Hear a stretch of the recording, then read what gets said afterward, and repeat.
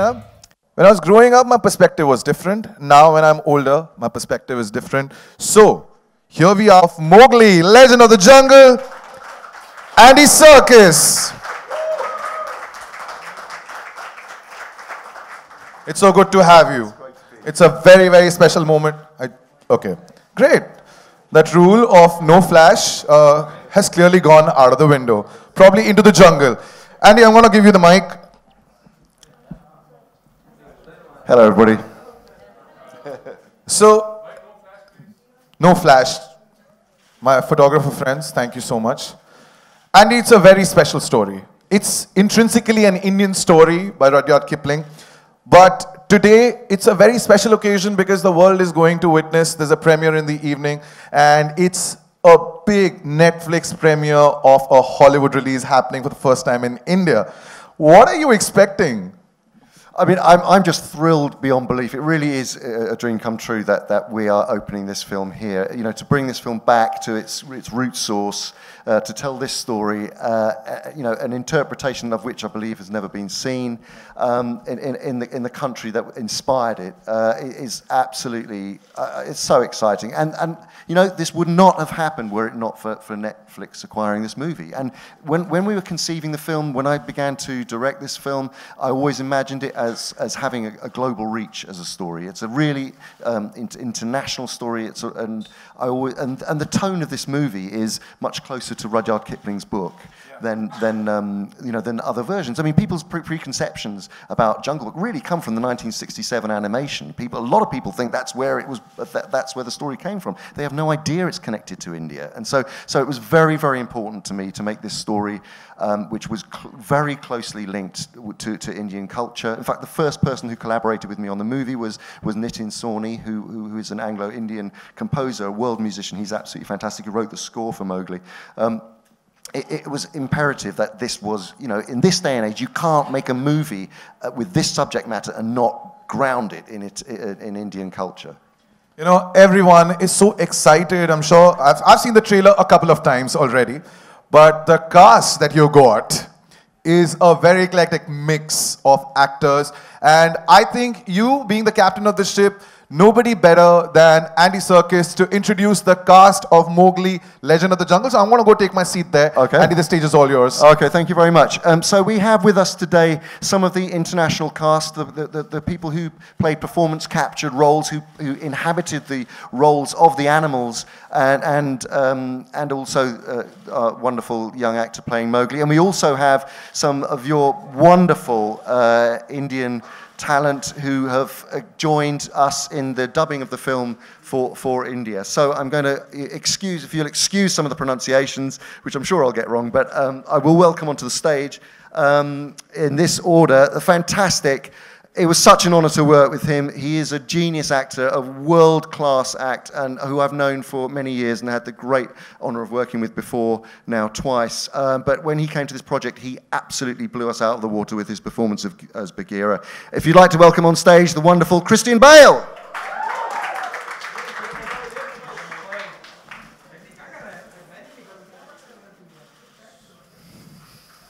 Hello, mate. Say a quick hello. Are we saying hello as individual, or should we just bring everybody on? I think we should bring everyone on. Okay, and then we'll get into it. Okay. So next up is a phenomenal actress who you will know and love. She obviously came into public recognition with Slumdog Millionaire. I worked with her on Planet of the Apes. She is so brilliant in this movie as Mesua, Mowgli's human mother, the wonderful Frida Pinto.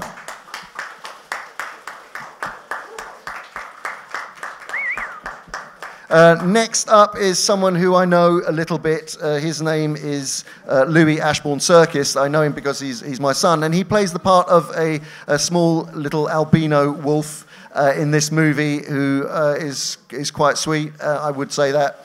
But he's now a grumpy teenager. Here he is, Louis Ashbourne Serkis.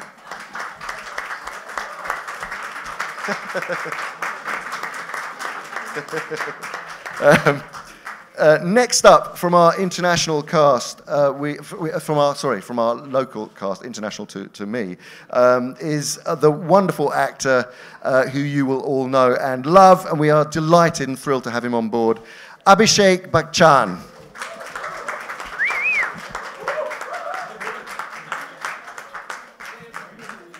Hi, Abhishek. Lovely to meet you.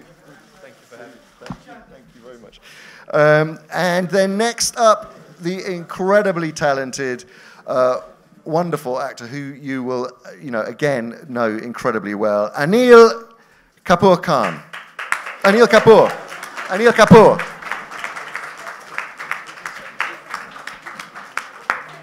Welcome. Thank you so much. Thank you so much. Next up, someone who I adore and think is the most extraordinary actress. She will be, of course, very, very well known to you. The wonderful Madhuri Dixit Nene. Got it right? Yeah, was that right? No, there isn't a lot. Thank you. There's a lot of flashing though. And then finally, we have with us today a young, talented actor who will steal your hearts as the central character of Mowgli. He really has done an extraordinary job. He was dedicated through this whole process. This was a very, very long job, and he stuck with it all the way and gave every single ounce of himself. I'd like to introduce to you the very talented Rohan Chand.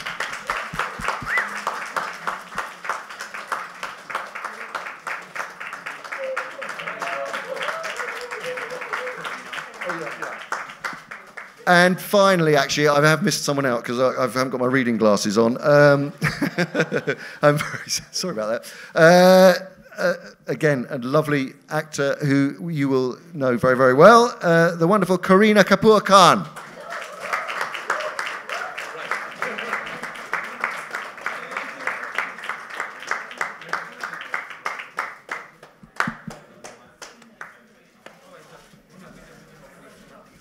All right. Hello. I would request this one. I mean, what a cast, ladies and gentlemen. What a cast.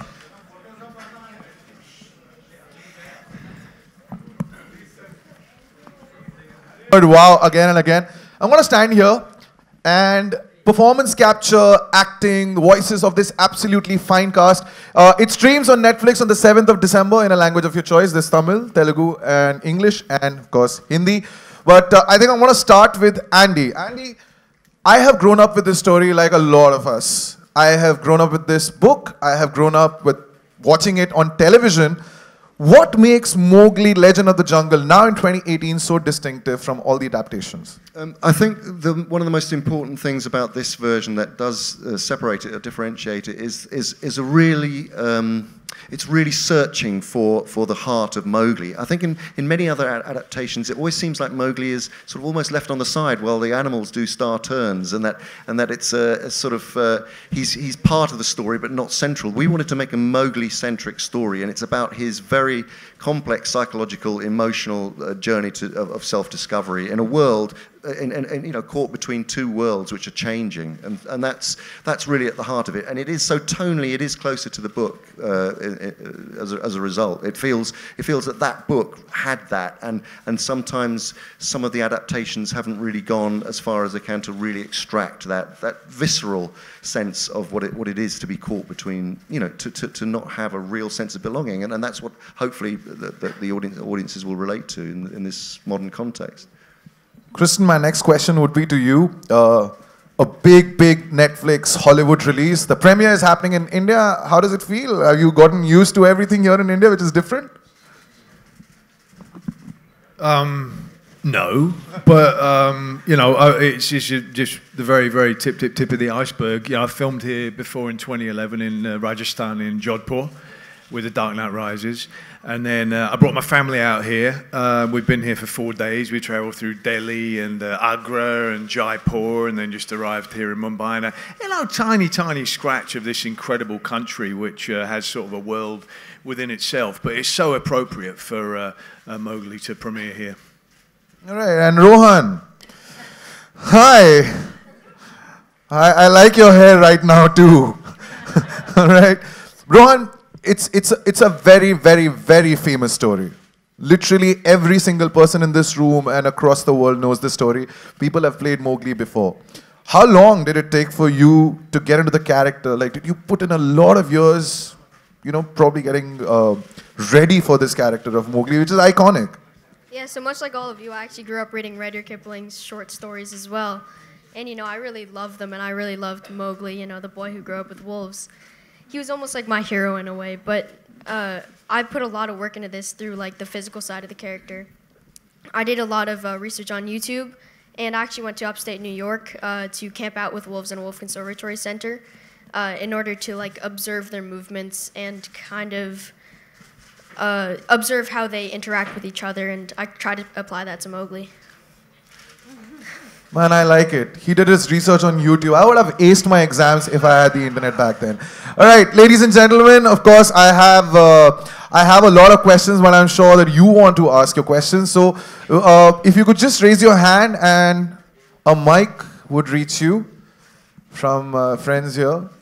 Yes, there's a question. Yes, you could start from here. Questions for Andy, actually. I know Suren just asked you about Jungle Book in the modern context, but my question is actually a variation on that. What would you say is the relevance of the story today, especially with the whole sort of man-animal conflict, conservation, the environment?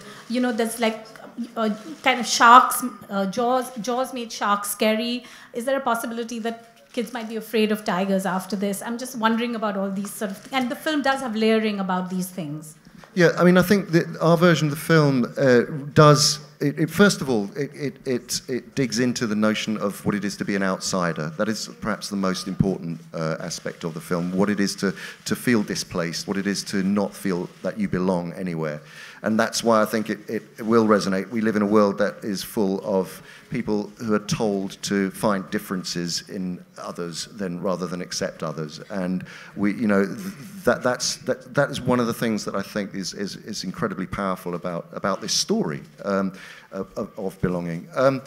I think on a sort of very small kind of political level, you can't make a version of the Jungle Book now in 2018 without recognizing when it was written, where it was set, the history of the time, and we've tried to bring that to bear in some small way in the film, in the way that in the human relationship to the jungle, in the terms of colonization, in the terms of the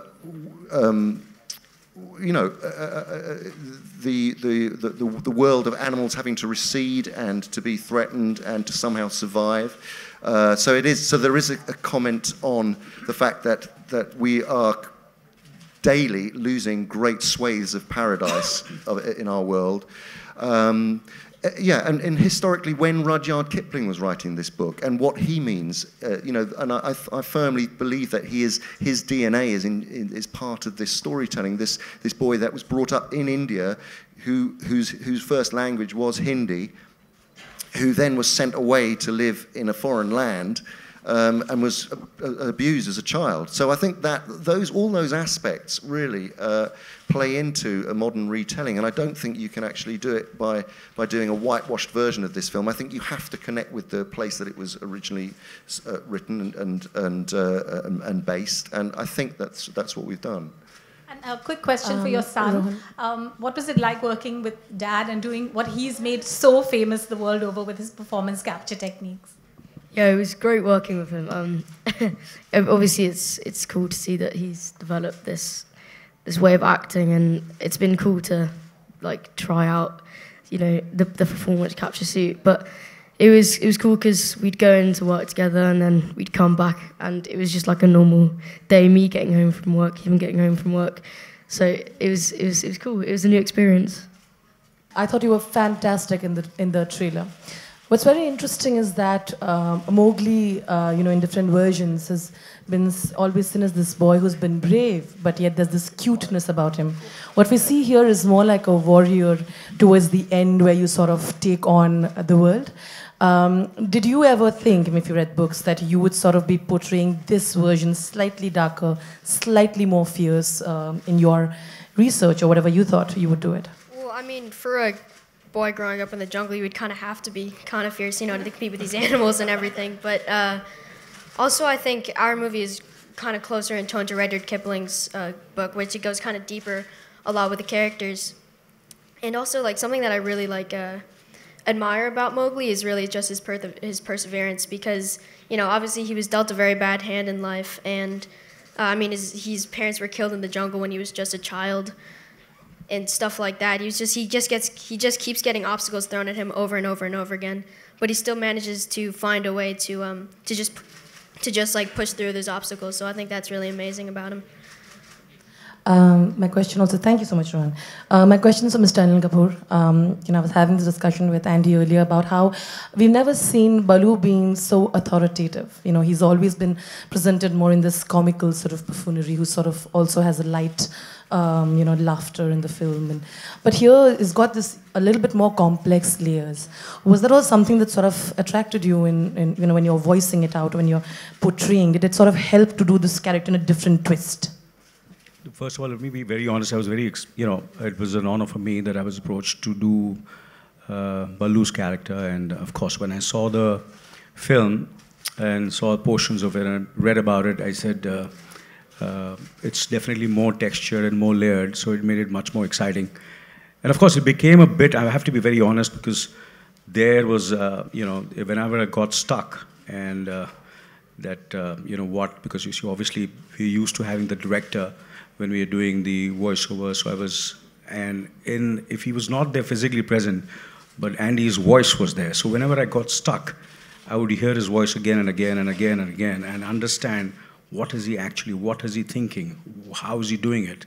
So thank you very much. Thank you very much. So because it became a great reference for me whenever I got stuck. You see, my interpretation was there, but there are times when you need someone to bounce. So this was a great time. You know, I would listen to it 6 times, 7 times, 8 times, and understand it, and then go and do it. So that made it much more exciting for me. Yeah. Thank you very much. Yeah. Thank you. Thank you. You know, we've seen so many versions of the Jungle Book through the years and through the decades, in fact. What do you think is about this story that, you know, allows so many frequent retellings of it over and over again? What exactly draws people to this story again and again? I think what's wonderful about the story that, you know, Rudyard Kipling had written is that it appeals to every age group through time. When I was a kid, you know, in the early 80s, and we watched Disney's Jungle Book, which I was told today released in '67, you know, your favorite character inevitably was Baloo, because he was the fun-loving guy. As a kid, you like that. But then when you grow older, you know, your choices change. And then as an adult, you prefer a character like Bagheera because he represents certain responsibilities and values which reflect within you. So what's really nice is, I think, whichever stage of your life you watch this film or read the story, there's something for each and every age group to take away from. There are great sense of values, morals, principles, life's learnings and teachings that you can imbibe and take away. So I think that's why this story keeps getting retold. Having said that, I think Mowgli is the most accurate telling to Kipling's story. I think the rest have been, there have been certain liberties that have been taken to make it more possibly child-friendly. I think Mr. Serkis's version is most honest and true to the original script that Rudyard Kipling had written. Having said that, I think you realize that there's a lot more depth in the story. Okay, there's somebody frantically waving a hand in front of your face. Okay, sorry. All right. No, I'm just used to Netflix saying 5 minutes, 3 minutes. I was just wondering, are they telling me to shut up? Sorry. Sorry. Hurry up, hurry up. Okay. It's a 30-second bite. Not from Netflix. Yeah. Okay, sorry. So, so I think you realize that there's so much more depth and layering to this story than what we initially thought when we saw it as children. And I think this representation of the story is most accurate of that, and that's why it appeals across time. Bagheera is a Black Panther, but he's also mentor and friend to the man cub Mowgli. So how did you prepare for this role, and was there pressure in adapting Mr. Serkis's interpretation of Bagheera? No pressure at all. I mean, Andy, we first met when I was 19 years old. He's always been a phenomenal actor. And then he's really mastered this whole performance capture thing, which when you first start it, you think, what are the secrets? What are we looking for? There's always those elements that you're not sure what the priority is, but he could guide me on that. And eventually it just comes down to it's acting. It's just like anything else. It's just different distractions with performance capture than anything else. Bagheera is really fantastic character. It was really about observing panthers, trying to get the movement down. With performance capture, you get to act directly, with Andy and with Rohan, and we had a great sort of 3-4 crazy days of doing that, but it affects your performance completely. It's fascinating. It's a new world of possibilities of what an actor can transform himself into. What I would like to know is that you have a knack for completely physically and emotionally transforming into any character you play. But unlike many great actors alike today, you also started out as a child actor like Rohan, perhaps 12 or 13 when you did Empire of the Sun. So is there any point when perhaps a saturation sets in or you feel like you need to take a break considering the demanding roles you do? Yes. But could you elaborate a little bit on that, please? No, sorry. No. I didn't hear the last bit. Could you elaborate on that? Could you elaborate on that? Elaborate? Yeah, you just got to stop acting, be human. But Rowan's got tons of different interests. He's a really intelligent kid, way more intelligent than I will ever be in my lifetime. And just being curious about different things, and that informs being a good actor. You got to walk away from it. You got to walk away from films. I imagine every actor up here will say that. Acting itself doesn't lead to better acting, life, and living that. And so enjoying your downtime. And I'm always someone who I'm kind of kicking and screaming before I go work. I don't actually love working. I love not working. And then when I start working, I love working, and I never want to stop that. So I like whatever I'm doing, but I've recognized that if I don't have downtime, you start to just sort of act like other actors instead of acting like people. Usually आप लोग जो dubbing करते हैं वो basically अपने किरदारों को जो किरदार आप लोग खुद जीते हैं उनके लिए करते हैं. यहाँ जब आप मतलब जो किरदार जब अलग से डब कर रहे हैं जो आपने निभाया नहीं है वो कितना आसान या मुश्किल होता है comparatively? How was it being the Python? Giving voice to the Python. Yeah, giving voice to the Python. You haven't spoken, so please. मैं हट जाता हूँ. मेरे को पता है मेरे को मार पड़ेगी. 1 second. Good enough, you guys? You can see? Yeah, please, Kareena. Well, of course, from the roles that I've played normally, which has been, completely different to what Ka's character required. I think I enjoyed this a lot more because I found her voice very, very powerful, very, very, it had to be slightly hypnotic because she kind of hypnotizes Mowgli and, in a way to take his decision, and shows him the way, to his journey, the path. So obviously it's slightly hypnotic, slightly seductive, very, very powerful. I felt like when I was dubbing, I felt like, I don't know, I was like on stage. I had to be slightly more theatrical. The voice had to sound like it wasn't me. So I actually enjoyed doing it. When it was over, I was like, God, why weren't there more scenes? Madhuri, ma'am?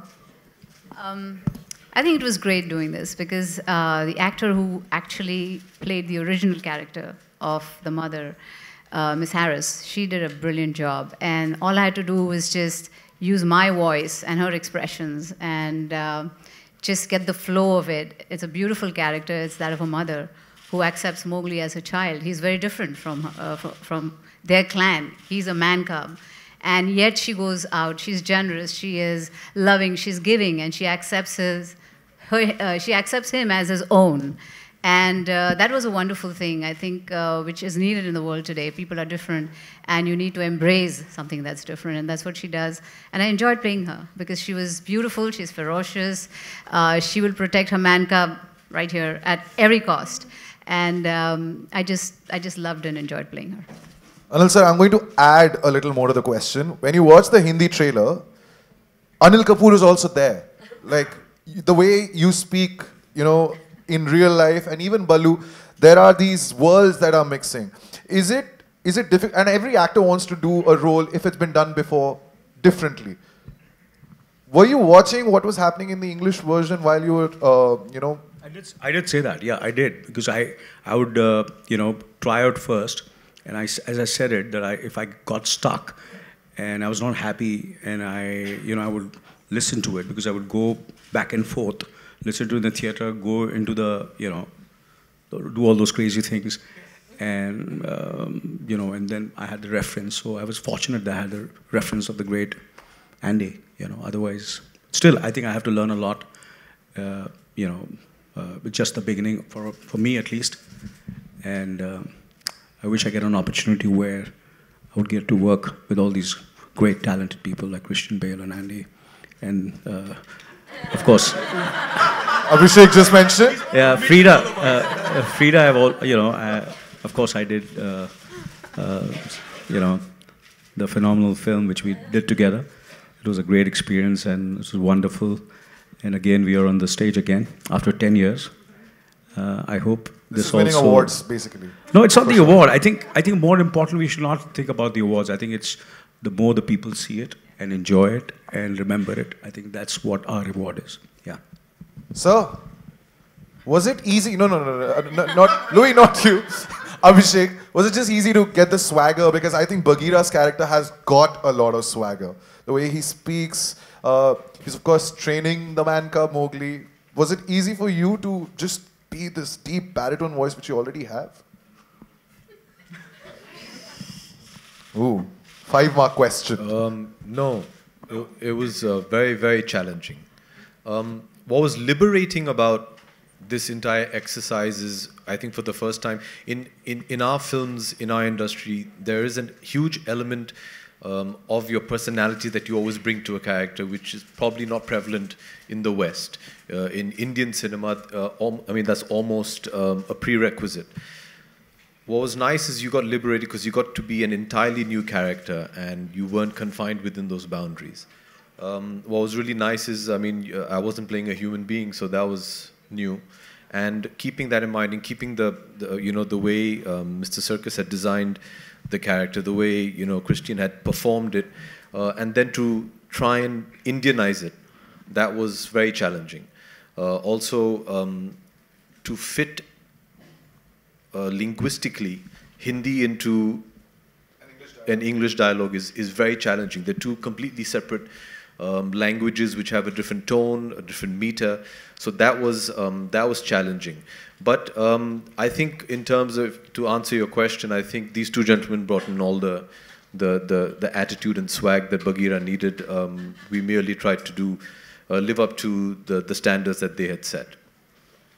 You have from Dark Knight to the Black Panther. If you can take us through the voice modulation that you work on. Because I remember in one of the interviews you said that your wife was initially, when you said that you did the Black Panther voice, she wasn't really amused with it. But if you could just take us through how you work on your voices. Well, with Batman, I just felt stupid. And when I put on the suit. And so I felt like he should sound as monstrous as he could. And what you're referring to is I went home after the screen test and my wife said, "What did you do?" And I showed it and she went, "Oh, well, you blew that, didn't you?" and yeah, no, like the wonderful support. Yeah, and with Bagheera, he's described in the book as having, I think it's like, he says something like, it's a voice like dripping honey from a tree. But he's cunning, he's bold, and he's reckless as well. He's also a wounded individual because he grew up with humans. He saw his mother die, and then he decided to become a panther, and he broke through that lock. But what I liked very much is there's similarities between him and Mowgli, and also him and Shere Khan, because for Bagheera, he's had to work out what his identity is and where he belongs. And then in terms of him and Shere Khan, Bagheera has taken the damage that he's received in his life and he's turned it into love and positivity, whereas Shere Khan has taken that damage and turned it into bitterness and into hatred.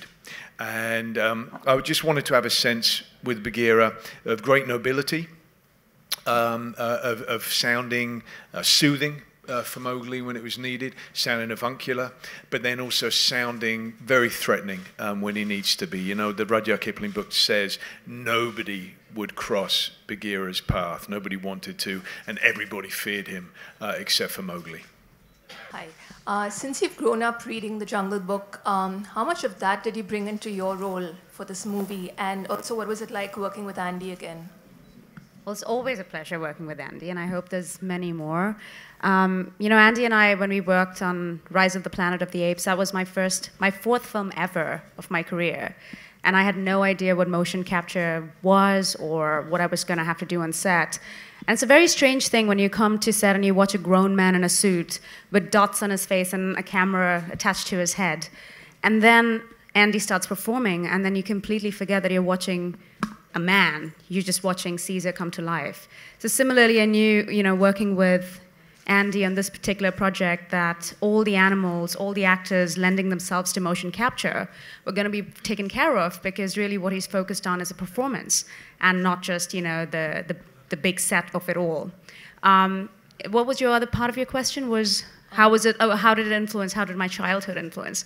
You know, the beautiful part about this Mowgli adaptation, and I don't know if everyone has seen it, is really what Andy does. It's an ode to India. I remember him telling me before, I think it was before I left for South Africa, that he wanted to do my parts in Hindi, and he wanted to attempt it and go down that route. And for all of us who remember, on Doordarshan, we'd watch Jungle Book every Sunday.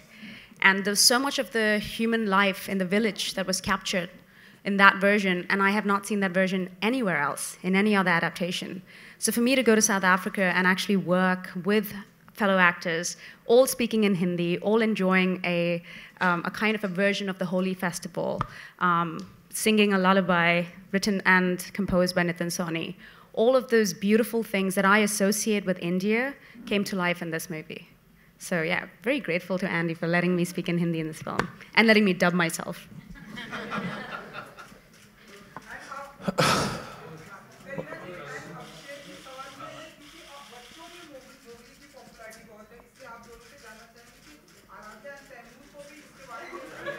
Okay, that was bound to happen. I didn't hear the question.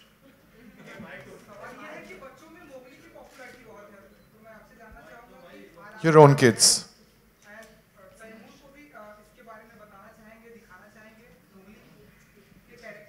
हाँ जी.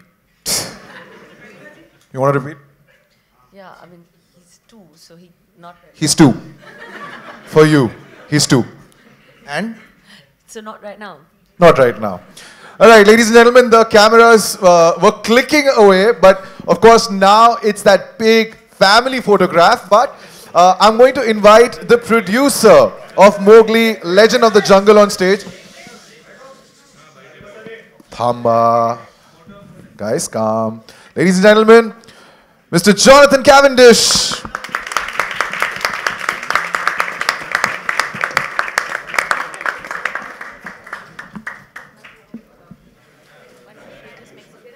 Yes, now I'd request the cast if they could just step forward. That's okay.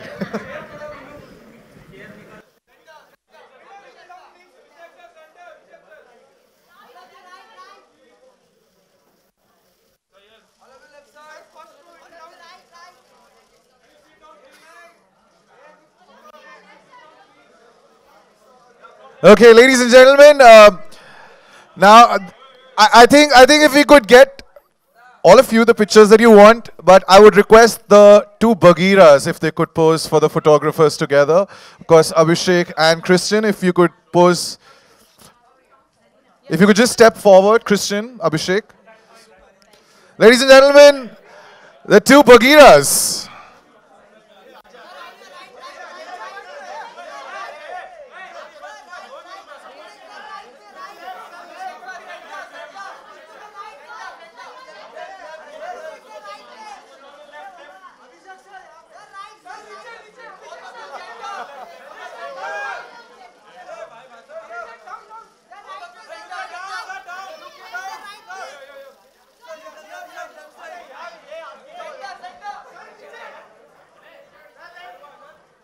Wow. Super. Thank you. Thank you, Cristian. Thank you, Abhishek. Of course, now if I could request the two Ballus. We got Rohan and Louis now. And then we get the two Ballus as well.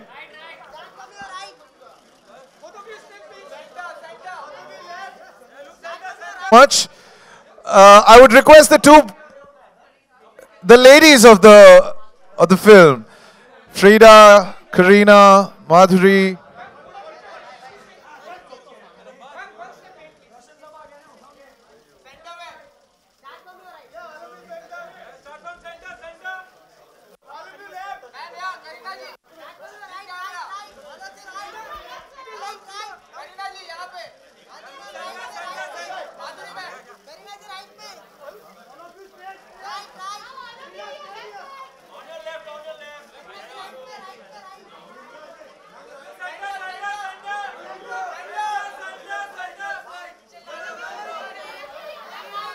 Okay, thank you. And the final invitation to the two Ballus, Andy Serkis and Mr. Anil Kapoor. Oh, there you go.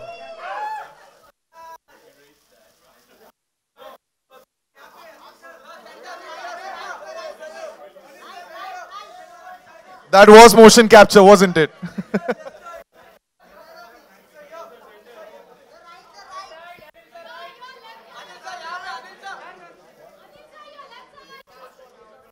All right.